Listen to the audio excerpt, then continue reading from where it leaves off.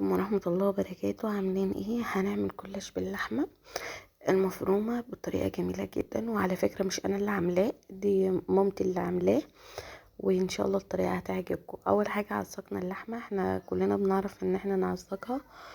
وهبدأ ان انا هجيب معايا، انا هعمل 3 صواني، وكل صينية تقريبا هتاخد ايه يعني قيمة لفة جلاش الا كام واحدة كده. هبدأ ان انا احط اكتر من 7 رقات جلاش من تحت بالشكل دوت. يعني هي بتحط من تحت وتسيب الجنب بتاعها مرفوع عشان تقفل بيه من فوق، وتبقى الجلاش مدور كده واللحمة ما تطلعش من الجوانب. على فكرة كان طعمه جميل جدا، احنا كنا عاملينه من فترة، بس انا بقالي فترة بنزلش فيديوهات. الفيديو ده باذن الله هيعجبكم، وجربيه بالطريقة دي هيعجبكم جدا جدا جدا.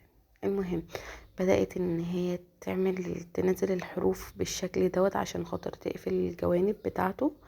بعد كده هنجيب كذا واحدة نحطها من فوق، اللي هي بس هنسوي الاطراف والشكل العام اللي فوق. هنعمل 3 صواني بنفس الطريقة دي.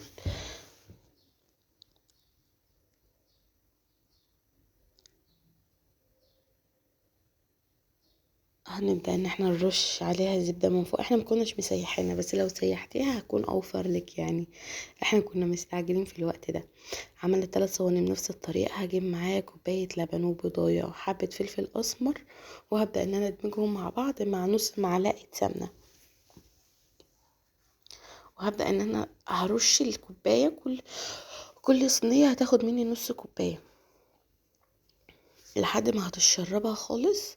وبعد كده هبدأ ان انا اقطعها يعني. بس هي بتقطع كل خرطة لوحديها، اللي هو متاخدهاش بالطول ولا بالعرض، هي بتقطع مرة واحدة. وبعد كده كل خرطة لوحديها عشان خاطر ما تتفتفتش معاكي في الصينية. بعد كده اهو ده فرن امي، الفرن اللي احنا بنعمل فيه يعني، اللي هو الصاج، بس ده كان بقى من زمان قوي. وخد بالظبط اكتر من 10 دقايق على النار اللي هي كانت الهادية ديت، ودي شكلها في الاخر.